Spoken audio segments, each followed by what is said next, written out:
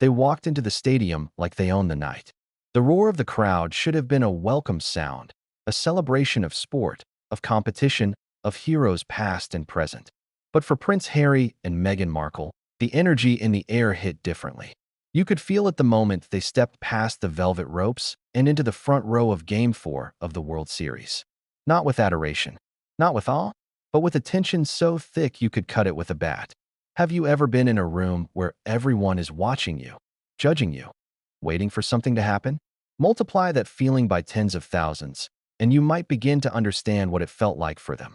Before we continue, please hit the like button, subscribe to the channel, and turn on the notification bell for updates. The front row seats at a stadium of this magnitude are reserved for legends, VIPs, and those who have earned their place in the cultural spotlight. Sandy Koufax had been sitting nearby, a living icon whose very name conjures nostalgia and respect. Magic Johnson, another giant of his field, brought a presence that demanded attention without needing words. And there they were, Harry and Meghan, American royalty in every sense of the word, but in this space, they were intruders. The crowd knew it. The press knew it. And they themselves, walking with that practiced poise, likely knew it too, though pride and habit forced a straight back and forward gaze. From the very first step down the aisle, the atmosphere shifted. It was subtle at first. A whisper here, a pointed glance there. Someone muttered under their breath, and soon the whispers turned into audible grumbles. In a stadium that thrives on high-energy cheers and chants, there was a strange undertone. A collective tension building like the pause before a storm. Imagine it. Thousands of fans, eyes fixed, not on the game, not on the players, but on the royals who had somehow made it into their sacred space. And then it happened. The first boos. Not a polite, soft boo. This was the kind that cuts through excitement, slicing into the moment like a blade. Harry's brow furrowed slightly. Meghan's smile wavered for a second, just enough to be caught by the cameras. Was it possible that the fans weren't just indifferent? Were they actively hostile? The answer came faster than anyone could prepare for. A ripple of louder boos spread through the stadium, growing with each passing second, building to a crescendo that no velvet rope or security detail could dampen. Here's a question for you. How do you maintain composure when the world seems to turn against you in real time? When thousands of strangers openly express disdain, and every camera angle amplifies the moment? Harry and Meghan, trained in public appearances, seasoned in handling media scrutiny, must have felt the bite of the experience differently than anyone else in that room.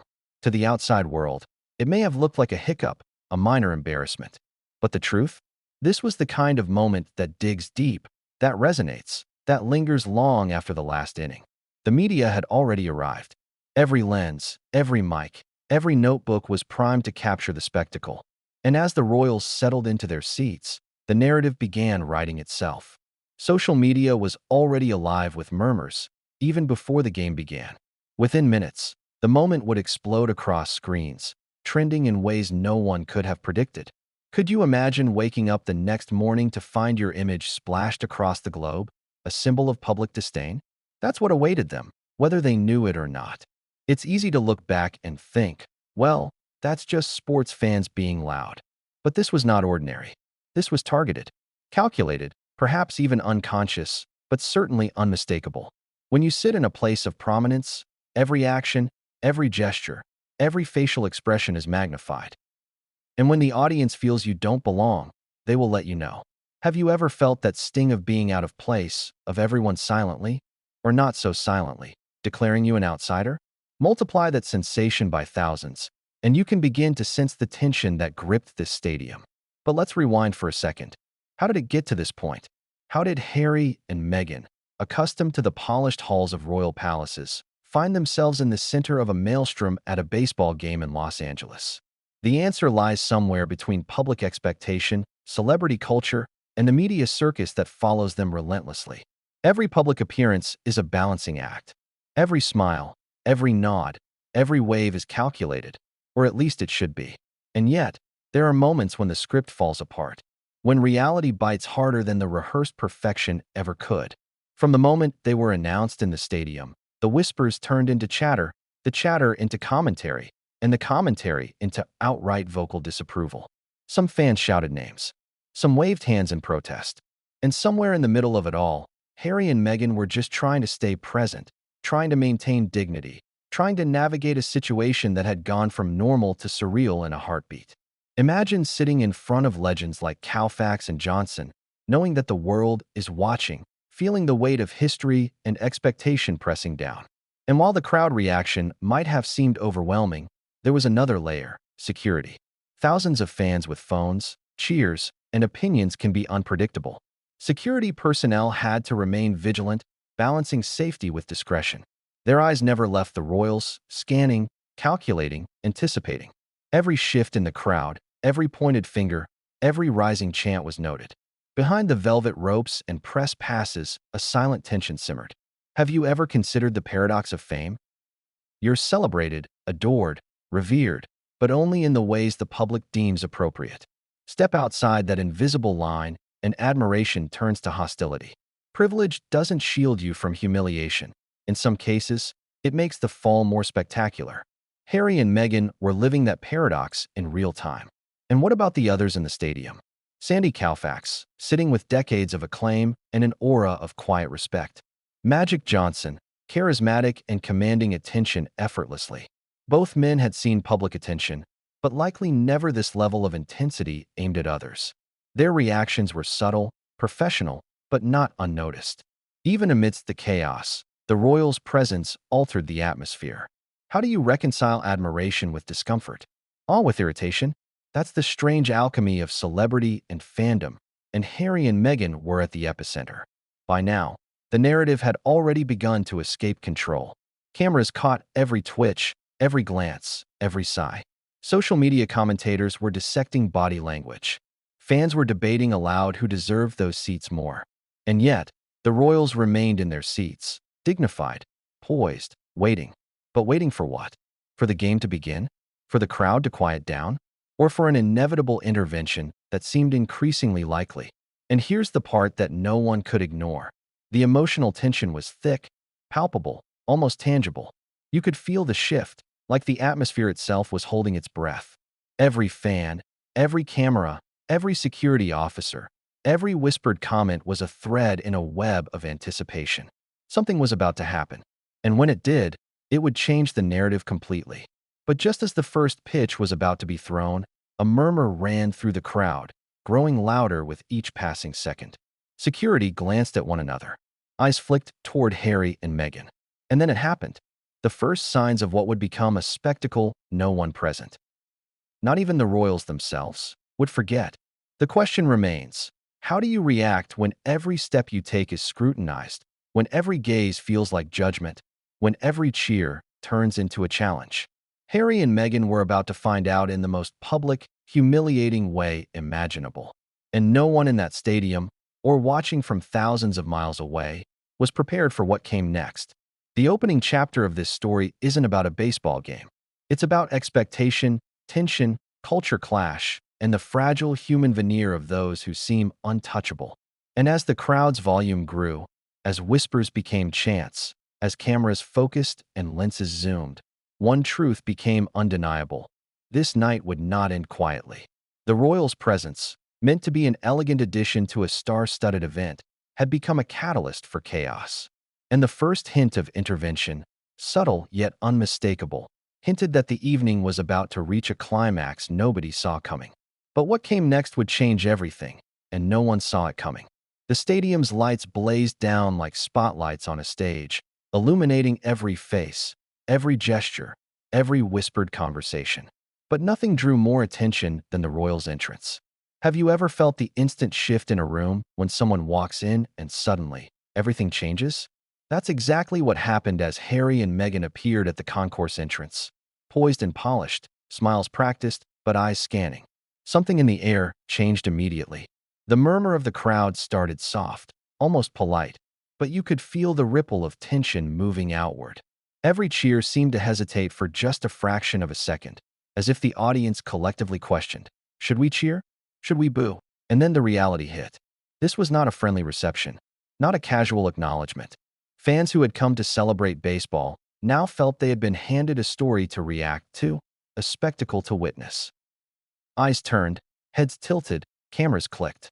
Some fans whispered insults. Others gestured, pointing fingers, shaking heads. How does someone trained to navigate paparazzi and public attention handle this? How does a duchess accustomed to British decorum respond when thousands of strangers are openly hostile? The answer is complicated, layered with tension, and in that moment, almost impossible to maintain composure. As they moved down the aisle toward their front row seats, the crowd's reaction shifted. The soft whispers escalated into audible murmurings, rising in intensity like the undertow of a stormy sea. Someone shouted, "Not in my front row," followed by laughter from a group of fans behind them. Meghan's smile tightened. Harry's jaw clenched. Every step they took felt heavier, as though gravity had suddenly doubled. Security flanked them, eyes scanning every angle, body language tense, fingers hovering near earpieces. Every instinct screamed that they were navigating a minefield, one in which a single misstep could spark disaster. Let's pause and consider the psychology of the moment. Imagine being in a room where everyone is looking at you, judging every move.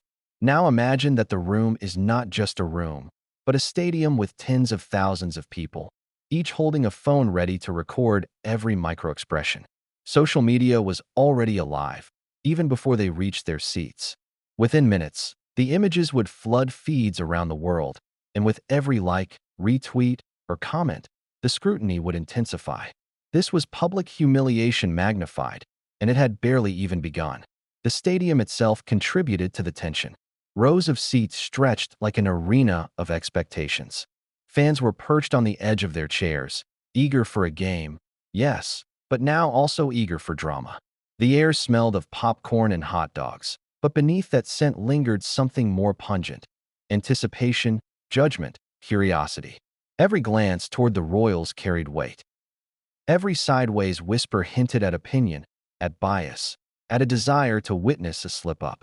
And as the camera crews followed their every move, it became clear that this was no ordinary sporting event. The energy had shifted, transformed into something unpredictable and potentially explosive. Do you remember the last time you walked into a space where you didn't quite belong? The subtle looks, the half-hidden smirks, the eyes that lingered just a little too long. Multiply that sensation by thousands, and you begin to understand the stakes here. Harry and Meghan, trained to maintain composure under immense public scrutiny, were experiencing it on a level most of us can only imagine. It's one thing to endure tabloid coverage or interviews. It's another to feel the collective judgment of a live audience in real time, thousands of voices uniting in disapproval, however muted at first, then louder with each passing moment. Meanwhile, those seated nearby were adjusting, sensing the tension. Sandy Koufax, calm and composed, offered polite nods but remained detached, observing the situation with measured eyes. Magic Johnson, the epitome of charisma, smiled politely but didn't intervene, understanding instinctively that this was a moment of public theater, not a conversation. Their presence, normally commanding respect, now added an ironic backdrop. The real icons of the game juxtaposed against a royal couple who, though famous, were outsiders in this specific context. It's a strange paradox. Fame doesn't guarantee universal admiration. Sometimes, it amplifies scrutiny. Fans began to react more openly as the couple approached the seats. A man in the first row waved his arms, shouting something that was lost in the roar, but the intent was clear. A group of teenagers in the section behind laughed, whispered, then began snapping pictures with glee. One woman muttered under her breath, loud enough to carry across a row, "This is ridiculous. They don't belong here." How do you process that when every ear is tuned to your presence? How do you maintain dignity when the audience is actively trying to provoke a reaction? These were questions the royals had to confront in real time, and every subtle shift in body language would be noticed, recorded, and dissected. By the time they reached their seats, the tension had thickened into something almost tangible. Harry, normally confident in public spaces, appeared slightly more guarded. Meghan, whose charisma and warmth often diffused tension, now displayed a flicker of anxiety that the cameras captured instantly. A photographer clicked relentlessly, capturing every nuance. Every smile was scrutinized, every adjustment of posture analyzed. In that instant, the stadium became a stage, and the royals, performers thrust into a scene they had not entirely scripted. And yet, despite the growing hostility, there was an air of spectacle. Fans weren't just observing. They were participating, actively contributing to the drama. Cheers for the game became interlaced with murmurs, whistles, and scattered boos. What was supposed to be a celebration of sport had become an unfolding story of public confrontation, of power, expectation, and cultural friction. How often do we see celebrities falter in spaces where their fame does not automatically grant respect? Rarely. But here it was, raw, unfiltered, and impossible to ignore. Security sensed the shift too. Body language changed from casual alertness to heightened vigilance. Subtle signals passed between personnel. Every interaction, every potential trigger was noted. They were not just protecting public figures. They were managing a live crowd capable of turning chaotic at the slightest spark. Have you ever wondered how it feels to be responsible for another person's safety in a sea of thousands, all while knowing that one wrong move could be televised globally? The tension on the security team mirrored the tension in the audience. Anticipation, anxiety, readiness. And then it began. The whispers turned into more pronounced disapproval. A murmur here, a pointed boo there.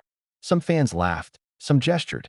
The collective energy was no longer merely curious. It had become confrontational. The first audible boos sliced through the stadium like a blade.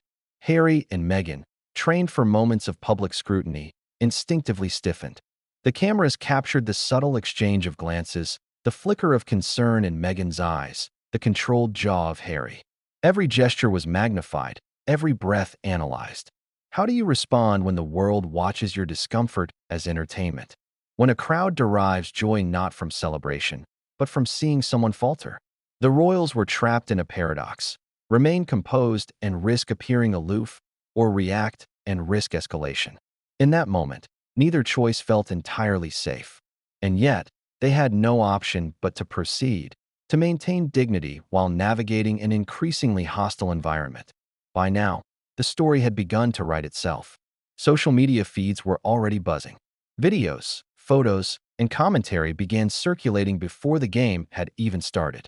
In a matter of minutes, the incident would become a trending topic, dissected by fans, commentators, and critics alike. What started as a subtle tension had grown into a full-blown narrative. Royalty in the front row, fans openly expressing disdain, a spectacle playing out in real time. And as the first pitch approached, the tension hit a fever pitch. Security's subtle signals hinted at a necessary intervention. Every eye was on the royals. Every camera lens focused. Every fan knew something was about to happen. But no one, not even Harry and Meghan, could predict just how public and humiliating it would become. The stadium, meant to celebrate athletic prowess, had transformed into a theater of anticipation, judgment, and spectacle. And the moment the royals took their seats would mark the beginning of a series of events that nobody would forget. But what came next would escalate beyond whispers and murmurs, and what unfolded in those front row seats would shock even the most seasoned observers. The front row, the seat of honor, the prime real estate of any stadium. And yet, on this night, it had become a battlefield. Have you ever considered why front row seats matter so much? They are more than a place to watch the game.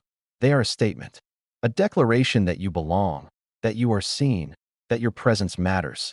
And for Harry and Meghan, stepping into that space should have been a mark of prestige. Instead, it was the spark that ignited the first wave of public outrage. Fans seated nearby had already been buzzing. Sports arenas are filled with people who take pride in claiming their territory, in knowing that they earned the right to witness legends like Sandy Koufax and Magic Johnson in person. And suddenly, two royals appeared in the very seats these fans considered sacred. The reaction was immediate. Not subtle, not polite, but explosive. You could feel it ripple through the rows. Surprise, indignation, even anger. People who had traveled hours, endured long lines, and spent small fortunes felt their experience had been hijacked by figures who, in their eyes, did not belong. Why was this such a big deal? After all, celebrities appear at games all the time. But this wasn't just a celebrity sighting. This was royalty.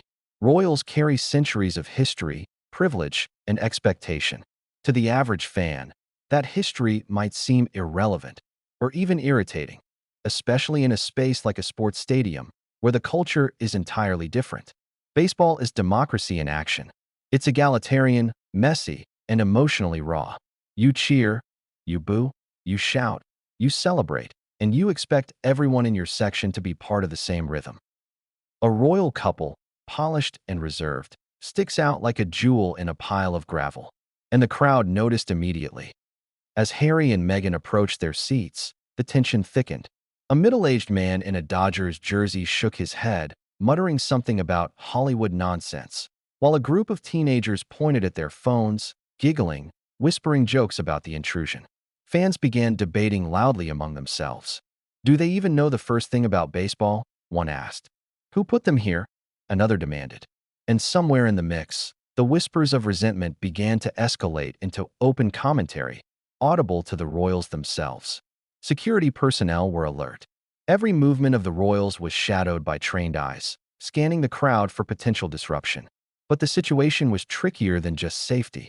It was about optics, about perception, about the delicate balance between allowing a VIP experience and not inflaming a hostile audience. Every subtle motion from the crowd could be misinterpreted. Every reaction could spiral into viral content. And then there were the legends. Sandy Koufax, calm and composed, sitting just a few rows away, his presence almost ethereal. Magic Johnson, charismatic and alert, a man used to commanding attention without even trying. Both were acutely aware of the tension. They didn't speak, but their posture, their glances, their quiet observation sent a subtle signal. This was a delicate dance. The royals were entering a world they could not fully control. The media coverage added fuel to the fire. Reporters and photographers had anticipated this moment, and every lens was trained on Harry and Meghan. The moment they settled into their seats, the flashbulbs popped. Microphones captured muttered reactions. Social media accounts posted live updates within seconds. The story was no longer just in the stadium. It was spreading across platforms, gathering opinions, speculation, and judgment with every passing moment. But what truly inflamed the crowd was the perception of privilege. Fans saw not just Harry and Meghan, but the symbolism of their presence, a life of privilege inserted into a space built on hard-earned fandom. For some, it felt like an intrusion. For others, it felt like disrespect. And for many, it was both. People began to whisper to each other, exchanging half-formed theories about how the seats were allocated, who decided this, and why anyone would prioritize celebrities over longtime fans. And then, the subtle boos started. Not a coordinated chant, but a scattering of noise that began to gather momentum. One person in the first row, clearly upset, shouted something that cut through the murmur. "Move them out." The words were barely audible at first, but others picked up on the sentiment. Soon, it wasn't whispers anymore. It was audible disapproval. Small pockets of boos scattered across the stadium, growing in volume and intensity. Harry and Meghan felt it. Meghan's eyes darted to Harry, her practiced calm flickering for a moment. Harry's hand brushed against his knee, a subtle tension in his posture. Even for seasoned public figures, this was a moment of vulnerability. And in a stadium filled with thousands of eyes, that vulnerability became public property. The irony was not lost on anyone watching. Front row seats are supposed to offer prestige, comfort, a clear view of the game. But in this case, the front row had become a crucible, testing composure, patience, and resilience. The royals were no longer just spectators. They had become part of the story. Every fan, every camera, every phone recording the moment was complicit in amplifying the tension. And yet, the royals remained poised. Meghan adjusted her posture, smiled when appropriate, and met the gaze of cameras with practiced elegance. Harry, ever protective, kept a steady, composed presence, scanning the crowd subtly, aware of potential risks. Their composure was a shield, but it could only do so much. The fans were not going to be pacified by mere dignity. The whispers grew into murmurs, murmurs grew into commentary, and commentary was morphing into vocal disapproval. This is where the tension became almost unbearable. The very act of sitting in the front row had turned into a confrontation, silent but unmistakable. Fans were asserting their authority, their ownership of the experience, their right to determine who belongs in their sacred space. And the royals, no matter their status, were intruding. Every subtle gesture was watched, every smile scrutinized, every movement analyzed. The invisible rules of the stadium had been challenged, and the crowd was responding with perfect, chaotic precision. Have you ever felt the pressure of being out of place in a setting where you are expected to be revered? Now imagine that pressure magnified thousands of times, amplified by cameras, microphones, and social media. That was the reality in the front row that night. The royals were trying to navigate not just physical space, but social dynamics, fan expectations, and the ever-present gaze of the media. It was a balancing act with no margin for error. The first chants began softly, not coordinated, but growing in strength. "They don't belong here," someone yelled. Another voice joined in. The crowd was no longer merely expressing surprise or mild annoyance. They were asserting their judgment.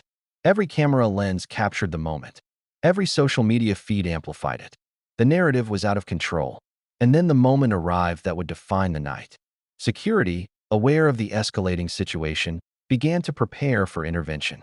Not yet moving, but signaling, coordinating. The royals were about to face the reality that their presence, though carefully planned, was no longer fully under control. Every eye in the stadium, every camera, every whispering fan, was watching. The front row had become a stage, and the next act was about to unfold. But what happened next would take the situation from tense to explosive. And the consequences would be broadcast across the globe. Within seconds of Harry and Meghan taking their seats, the stadium wasn't just a physical space anymore. It had become a digital arena. Have you ever experienced the phenomenon where one small moment explodes online, taking on a life of its own? That's exactly what happened here. Phones came out faster than hot dogs could be sold. Cameras clicked, fans recorded, and live streams began transmitting the tension to every corner of the globe. It was no longer just the murmurs and boos of a few thousand people. It was hundreds of thousands, if not millions, witnessing and amplifying the spectacle. The moment a fan live-streamed Meghan adjusting her hair while Harry scanned the crowd, it went viral. Comments flooded in almost instantly. "Why are they here?" one wrote. "Move them out," wrote another. Memes began circulating within minutes, some mocking, others sympathetic, but all acknowledging that this wasn't a typical front-row experience. The digital crowd mirrored the live one, judgmental, loud, relentless. And once the online narrative started, it became impossible to contain. Even viewers on the other side of the world were weighing in, debating the audacity of the couple's seating choice. Social media didn't just capture the moment. It amplified it, distorted it, and transformed it into a cultural flashpoint. Influencers commented on Instagram, YouTubers posted reaction videos, and journalists live-tweeted every visible movement. Every smile, every subtle frown, every glance between Harry and Meghan became a subject for analysis. Have you ever thought about how quickly a private discomfort can become public fodder in the age of instant sharing? That's what was happening. The stadium's tension had spilled online, growing exponentially with each click, like a firestorm fed by thousands of opinions and interpretations. The digital reactions weren't just commentary, they were judgment.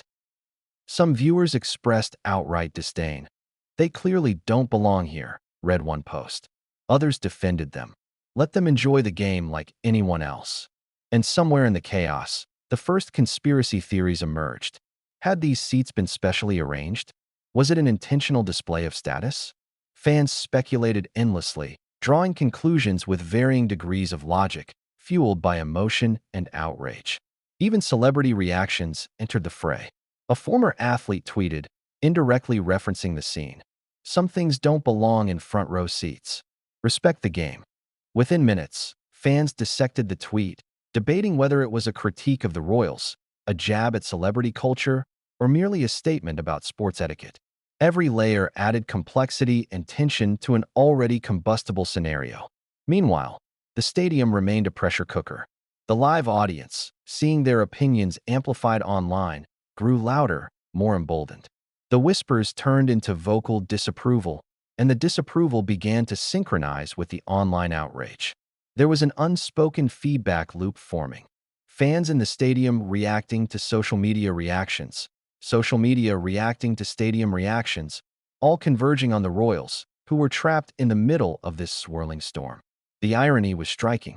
Harry and Meghan, accustomed to being the subject of worldwide attention, were experiencing a new dimension of scrutiny. This wasn't a press conference with controlled questions or a royal appearance with pre-approved photography. This was raw, live, unfiltered public judgment, amplified by a digital audience that had no filters or manners. Every movement they made, every glance they offered, became content to dissect, meme, and debate. And it wasn't just the immediate reactions that mattered, it was the speed. In a matter of minutes, thousands of tweets, posts, and videos had created a collective narrative. Even those who weren't watching the game were now part of the moment. They were fans, critics, commentators, and trolls simultaneously, all participating in a virtual mob.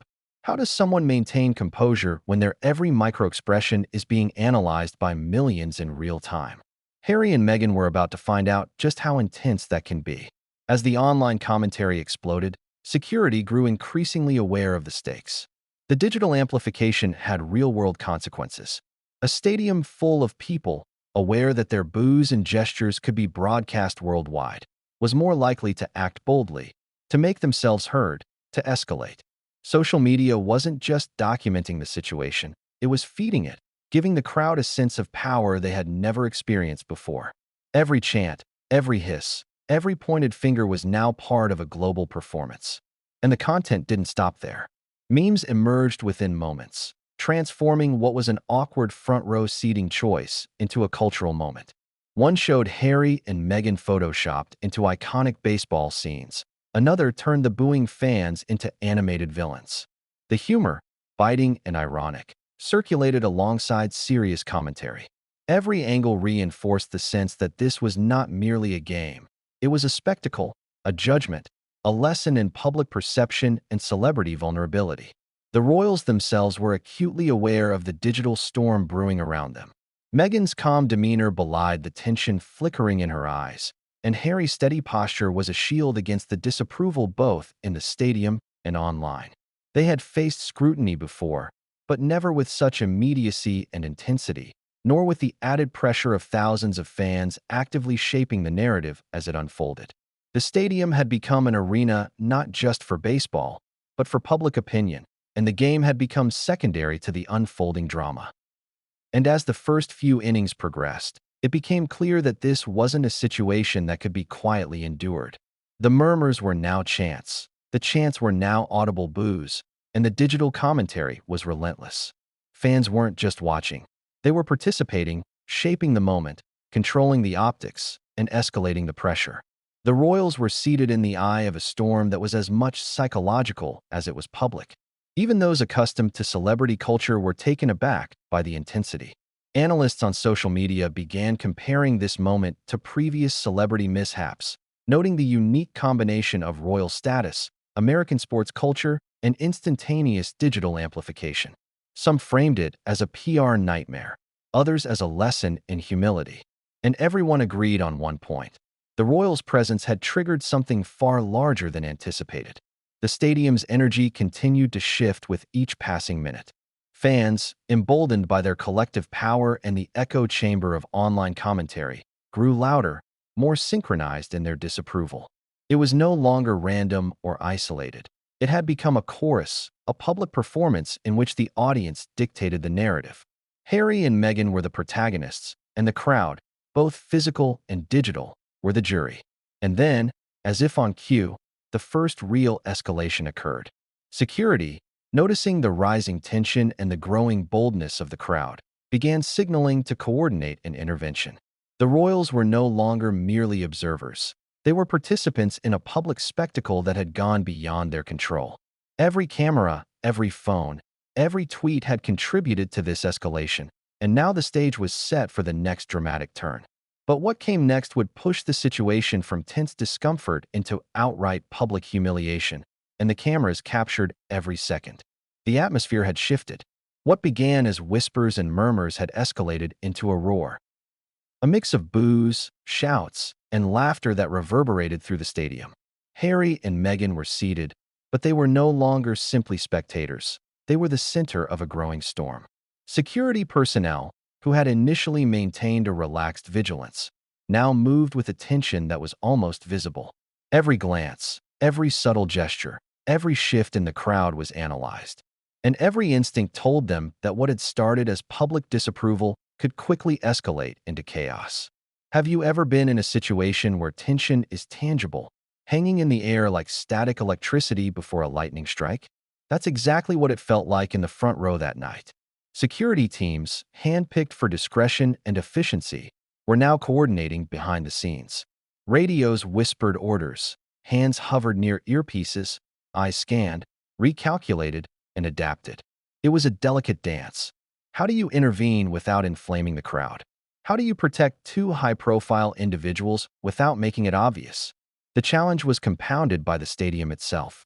Thousands of fans packed tightly together, their collective energy amplified by proximity and peer reaction. Each new chant seemed louder than the last. Phones waved in the air, capturing video clips and streaming them live. Every audible boo became a potential viral clip. Security officers were hyper-aware that any misstep could end up online within seconds, magnifying the stakes exponentially. Harry and Meghan were acutely aware too. Meghan's hand brushed lightly against Harry's arm, a subtle gesture of reassurance or perhaps shared unease. Harry's gaze flicked across the crowd, scanning faces, reading expressions, measuring intent. They had faced scrutiny before, but never in a setting where the crowd's energy could escalate so unpredictably. The presence of cameras everywhere, the digital amplification of every reaction, and the unpredictability of the fans' behavior combined to create a pressure unlike any they had experienced. Have you ever wondered what it's like to be trained for high-pressure public appearances and still feel exposed, vulnerable, and under siege? That's what the royals were experiencing. Their composure was flawless on the surface, but beneath it, every instinct was engaged. Every subtle twitch, every shift in body language could signal weakness or confidence, and the audience, both live and online, was watching, judging, and reacting. Security teams had anticipated possible scenarios, but nothing fully prepared them for the intensity of the crowd's reaction. The boos, the chants, the pointed fingers, the sudden movements, everything had escalated faster than expected. Every guard positioned around the couple communicated silently, a series of glances and hand signals indicating readiness, contingency plans, and exit strategies. It was a choreography of vigilance, designed to protect while remaining unobtrusive. Meanwhile, the crowd's energy continued to build. What had started as a few isolated expressions of disapproval had evolved into a collective force. Fans began coordinating subconsciously, echoing chants and gestures, feeding off each other's reactions. Social media coverage only amplified the effect. Tweets, videos, and live streams provided immediate feedback loops. The more the audience saw that their reactions were being broadcast and shared, the more emboldened they became. Security had to make a decision: intervene immediately or monitor and wait for the situation to escalate further. The choice was fraught with risk. Intervening too soon could make the royals appear vulnerable and inflame the crowd. Waiting too long could allow the audience's energy to reach a tipping point, where minor provocations could spiral into chaos. Every guard knew that a miscalculation could have consequences both physical and reputational. And then subtle signals began. A whisper here, a nod there. Security assessed proximity, crowd density, and the potential for escalation. Their priority was clear: extract the royals if necessary, but do so in a manner that maintained dignity and minimized disruption. It was not simply about safety. It was about optics, perception, and controlling a narrative that had already begun to spiral online. Have you ever considered how much strategy goes into protecting public figures in unpredictable environments? It's not just about physical defense. It's about psychology, perception, crowd behavior, and timing. Security had to anticipate how the crowd would react, how the royals would respond, and how the media would interpret every action. One misstep could become a global headline, a viral clip, a moment of humiliation replayed endlessly. The tension in the stadium was palpable. Even Koufax and Johnson, seated nearby, sensed the shift. Their glances, subtle but meaningful, conveyed recognition of the precariousness of the situation. The presence of legends heightened the irony. The royals, symbols of privilege and decorum, were navigating a minefield in a world where respect is earned differently, where loyalty and passion are measured in raw energy, and where the audience's authority is absolute. Then came a new variable, a sudden, louder chant from the crowd, punctuated by sharp whistles and calls for action. Security immediately recognized this as the first signal of a possible breach in order. Their movements became more precise, more coordinated. Hands hovered, radios whispered updates, and officers adjusted positions subtly but decisively. Every second mattered. Every gesture counted. Meanwhile, Harry and Meghan, despite their poise, were not immune to the rising pressure. Meghan's fingers tightened briefly around the armrest. Harry's eyes scanned the perimeter. They had faced criticism, tabloid scrutiny, and public opinion before, but this was different. Here, the disapproval was live, immediate, and communal. The fans were not passive observers. They were active participants, shaping the narrative in real time. The security team, acutely aware of the situation, prepared contingency plans. A discreet extraction route was mapped, positions were adjusted to create a subtle protective perimeter, and the couple was coached on how to remain calm, how to move, how to respond if the crowd became more aggressive. This wasn't just preparation. It was anticipation, a delicate blend of tactical awareness and psychological management. Have you ever seen someone removed from a public space without creating a scene? It's an art. Every motion, every step, every glance must convey calm, authority, and dignity, even as the environment around them teeters on chaos. Security knew that tonight. The stakes were higher than usual. The royals were not just celebrities, they were symbols, and their treatment would be analyzed and debated worldwide. And then the first real sign that intervention might be necessary appeared. A wave of boos, louder and more coordinated than before, swept across the front rows. Fans pointed, shouted, and gestured. Phones recorded every movement, every glance, every expression. Security tightened subtly around the couple, signaling readiness for a discreet, swift action. It was the calm before the storm, a moment where preparation met reality. In that instant, it became clear this was no ordinary sporting event. This was a high-stakes test of composure, strategy, and control. Harry and Meghan were about to face not just the energy of the stadium, but the amplified judgment of a global audience. Security's preparations, meticulous and precise, would soon be put to the ultimate test. And what happened next would escalate the situation beyond anything anyone in the stadium, or watching from afar, had anticipated. The first few boos had been scattered, almost experimental, testing the waters of the stadium's mood. But now, the disapproval had transformed into a chorus. Have you ever felt a collective force of judgment, where the energy of a crowd shifts from curiosity to confrontation? That's what was happening. The murmurs and whispers had fused into a vocal wave, echoing through the arena, unstoppable and insistent. Harry and Meghan were no longer merely guests. They were the center of a crowd-driven spectacle, a live, breathing narrative of public judgment. It started subtly. One fan, seated a few rows back, let out a sharp, pointed boo. Another caught the energy and joined in. Then another, and another, until what had been isolated expressions of disapproval became a synchronized, relentless chant. Move them out, not in front row. The voices swelled, amplified by collective enthusiasm, by phones held high, by the knowledge that their disapproval was being broadcast to millions worldwide. Imagine the sensation of being the target of such a unified response. Every glance from the audience felt amplified, every whisper now part of a roaring symphony of scrutiny. Meghan's hand pressed lightly against Harry's arm, a gesture of reassurance, but also of acknowledgement that the environment had changed. Harry's jaw tightened, eyes scanning the stadium, trying to measure the intensity and intent of thousands of eyes focused exclusively on him and his wife. Even with years of experience in public appearances, nothing could fully prepare them for the immediacy and scale of this scrutiny. The irony was palpable. Front row seats, usually a place of prestige, had become a trial of endurance. Legends like Sandy Koufax and Magic Johnson, seated nearby, watched the scene unfold with quiet acknowledgement. Their presence underscored the stark contrast. Sports icons, revered for decades of achievement, juxtaposed against a couple whose fame was global but culturally complex. The stadium was a crucible where different types of fame collided, and the crowd's reaction was the spark that ignited the tension. And the digital audience was just as relentless. Live streams, tweets, and posts amplified every boo, every gasp, every sideways glance. Comments flooded in, "They don't belong here.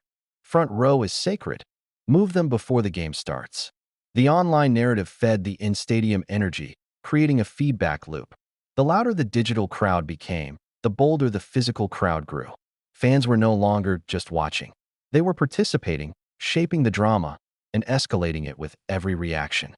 Security, positioned strategically around the royals, recognized the shift immediately.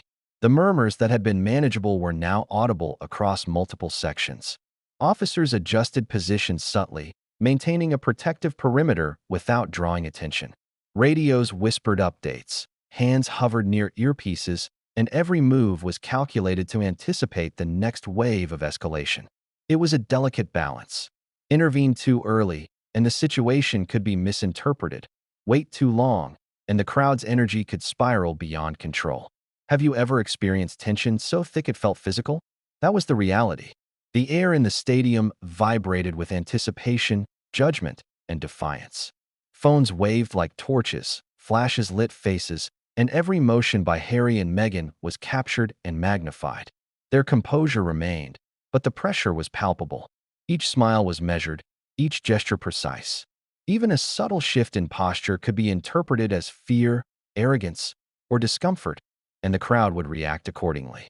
The boos began to synchronize, forming waves of sound that rolled across the stadium. "They don't belong here," echoed from one side, met with "move them out" from another. The cadence grew, punctuated by whistles and claps, a chaotic rhythm fueled by frustration and spectacle. Harry and Meghan, for all their public poise, were experiencing a moment of raw, unfiltered judgment, live and immediate, with no mediator or filter.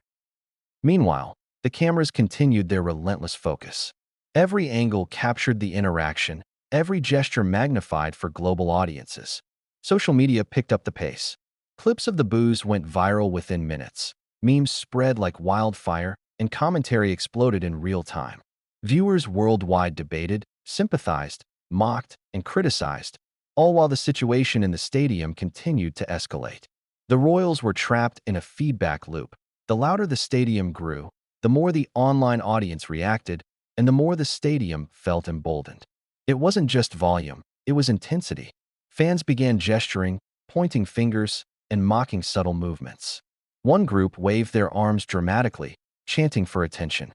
Another mimicked the royals' gestures, turning their poise into ridicule. Every action, intended or otherwise, was now part of a public performance. The front row, designed to offer prestige and clarity, had become a stage of humiliation and scrutiny. Security recognized that the situation was approaching a tipping point. The energy of the crowd suggested that further inaction could result in physical confrontation or public embarrassment of the royals. Officers shifted positions, subtle but deliberate, preparing to create space, to escort if necessary, to maintain safety without inflaming the audience. Every second mattered. Every subtle signal communicated readiness, anticipation, and strategic restraint.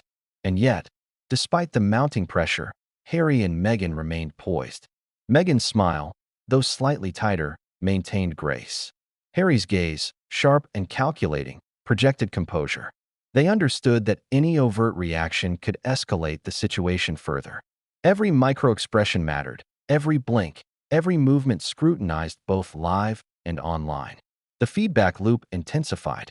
Social media users commented on Harry's furrowed brow, Meghan's slight shift in posture, the security team's subtle maneuvers. Clips circulated with captions like "Royal discomfort on full display" and "Front row fiasco." The global audience, detached from the stadium but fully engaged, became another force driving the energy, reinforcing the crowd's perception that this was a moment of audacious intrusion.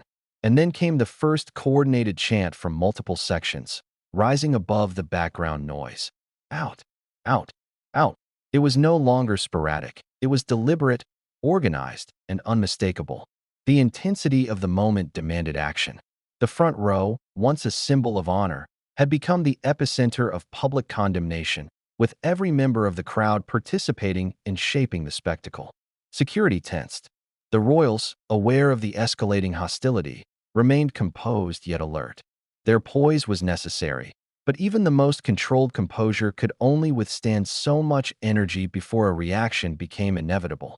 The audience's collective voice had become a force, a tangible pressure that no level of experience or preparation could entirely neutralize. And just as the chants reached a crescendo, something happened that no one could ignore, a subtle movement from security signaling that intervention was imminent. The situation, already explosive, was about to enter a new, unpredictable phase. The crowd sensed it. The cameras sensed it. And Harry and Meghan, sitting in the eye of this storm, braced for the moment that would define the night. But what unfolded next would transform public disapproval into outright spectacle, and the front row would become the most talked-about moment of the World Series. The chants had reached a level that could no longer be ignored. Out, out, out, echoed through the stadium, bouncing off concrete walls and steel beams, a relentless wave of disapproval. Harry and Meghan sat frozen, their practiced composure under siege. Every eye in the stadium, and now millions online, was fixed on them. The front row, a place meant for honor and visibility, had become a crucible of public judgment. And the moment had arrived when security knew intervention was necessary. Have you ever felt the weight of 1,000 eyes watching your every move, analyzing your every breath? That's what the royals were experiencing. Meghan's fingers lightly gripped the armrest, a subtle acknowledgement of the tension radiating from the crowd. Harry's gaze swept across the audience, calculating, assessing, and anticipating. Even trained in the rigors of royal scrutiny, this was different, raw, immediate, unpredictable. The energy in the stadium had transformed from curiosity to hostility, and the physical presence of security was about to intersect with the social force of the crowd. Security teams, trained for high-pressure extractions, moved with precision. Officers flanked both sides of the aisle, maintaining a discreet but protective formation. Hands hovered near earpieces, scanning, signaling, coordinating. Every gesture was deliberate, designed to communicate readiness without alarming the royals or inciting panic among the audience. But the reality was clear. A visible, public extraction was inevitable. The subtle protective measures would soon escalate into physical movement. And then, subtle cues began. A guard slightly shifted position, signaling to another with a nod. Radios whispered updates, confirming crowd behavior and movement patterns. The front row audience sensed it too, an instinctual awareness that something was about to happen. Some fans laughed, thinking it was theatrics. Others grew more vocal, cheering, chanting, and waving phones in anticipation. The energy of thousands of people had reached a boiling point, and the stage was set for an unprecedented spectacle. Have you ever wondered how security balances action with optics? The challenge is monumental. Move too quickly, and it appears aggressive. Hesitate too long, and the situation could spiral beyond control. Officers must predict human behavior, anticipate reactions, and act decisively, all while maintaining an appearance of calm authority. It's a high-stakes dance, one that had now reached its climax. The first step came subtly. A security officer positioned at the side of Meghan leaned slightly closer, guiding her gently with a hand on her back. Harry, sensing the movement, adjusted his posture, ready to follow. The crowd noticed immediately. Phones raised higher, chants grew louder, and murmurs of anticipation rippled through every section. The royals were moving, albeit slowly, their extraction beginning under the unrelenting gaze of both the live and digital audience. But the crowd's reaction was unpredictable. A surge of mockery, whistles, and vocal encouragement swept through the stands. Fans jeered, shouted, and clapped, their energy feeding the very spectacle they had helped create. The tension in the stadium became almost physical, pressing against the protective perimeter like waves battering a seawall. Security had to navigate not just the logistics of extraction, but the psychology of an audience energized and emboldened by digital amplification. As they began to move down the aisle, the situation intensified. Some fans reached out, gesturing toward the royals, attempting to capture a moment, to provoke a reaction. Others cheered louder, demanding more, creating a chaotic rhythm that pulsed through the stadium. Every step Harry and Meghan took required careful balance, each guided by the subtle touch and positioning of security personnel. One wrong move could escalate the tension further, risking not just discomfort, but potential embarrassment or confrontation. The irony of the moment was undeniable. Front row seats, symbols of prestige, had become a theater of humiliation. The very audience that had expected mere spectatorship was now active participants, shaping every second of the narrative. Social media amplified it further. Clips of movement, glances, and subtle gestures circulated instantly, feeding the anticipation of millions who were watching from afar. Harry and Meghan, already under pressure, were now navigating a complex choreography of public perception, crowd behavior, and personal safety. Security's movements were precise, almost surgical. Officers flanked the aisle, maintaining a buffer between the royals and the crowd. Hands lightly guided, repositioned, and shielded as necessary. Radios crackled with updates, every microsecond of movement monitored and communicated. This was not merely extraction, it was crisis management, image management, and risk mitigation all in one. And yet, the crowd refused to relent. Boos grew louder, chants became synchronized, and phones captured the unfolding drama from every angle. The audience understood that they were witnessing something unprecedented, a royal couple being guided from the front row under public disapproval. The spectacle was magnified by expectation, anticipation, and social media virality. It was humiliation performed in real time, broadcast to a global audience. Harry and Meghan moved steadily, guided by security, eyes forward, faces composed. Every micro-expression was scrutinized, every gesture analyzed, every subtle glance replayed across digital feeds. The stadium had become a stage, the audience the director, and the royals the unwilling performers. The delicate balance of poise, dignity, and restraint was being tested at a level few could comprehend. And then, the final moments of the extraction began. Security personnel subtly increased their proximity, forming a tighter perimeter. Meghan's hand lightly rested on Harry's arm as they moved in sync, an unspoken gesture of solidarity. The crowd's energy reached a crescendo, a mixture of excitement, judgment, and spectacle, fueling every step. Cameras flashed relentlessly, social media feeds exploded with commentary, and the atmosphere became almost unbearable in its intensity. Have you ever felt the pressure of being scrutinized by thousands in person and millions online simultaneously? It's disorienting, destabilizing, and relentless. Harry and Meghan were living that reality in real time, guided by security through an environment that had transformed from celebration to confrontation. Each step, each movement, was amplified, each reaction dissected, each micro-expression broadcast globally.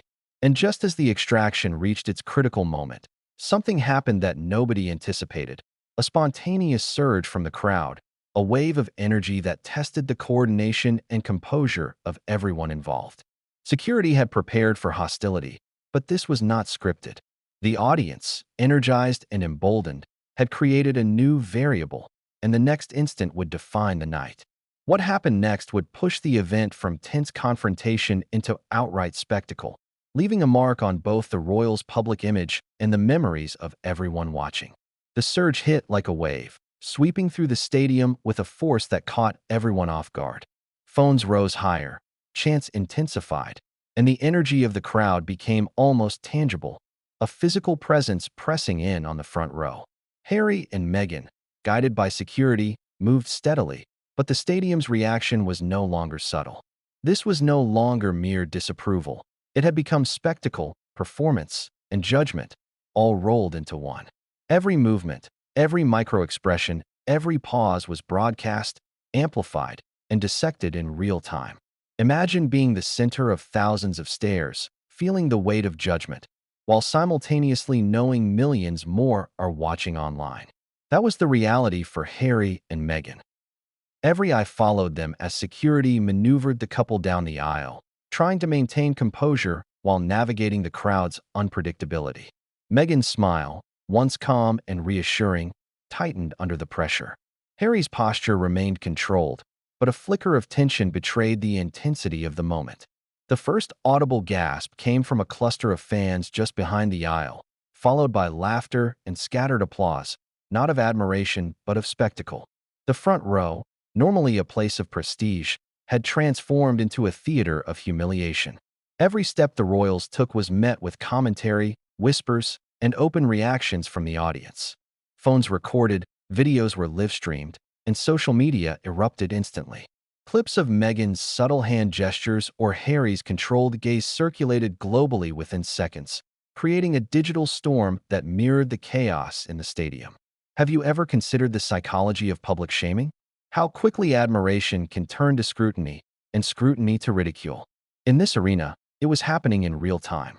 Fans were no longer passive observers. They were participants, directing the narrative, shaping the spectacle, and feeding on the tension. Every boo, every chant, every gesture was magnified, both live and online. The royals' presence, meant to signify honor and prestige, had become a focal point for collective judgment and entertainment. Security intensified their protective measures. Officers flanked both sides of the aisle, guiding Harry and Meghan with subtle but firm touches. Hands hovered near earpieces, radios whispered updates, and every step was calculated to maintain safety without provoking the audience further. But the crowd was relentless. The chants of out, out, out echoed louder, punctuated by whistles and laughter.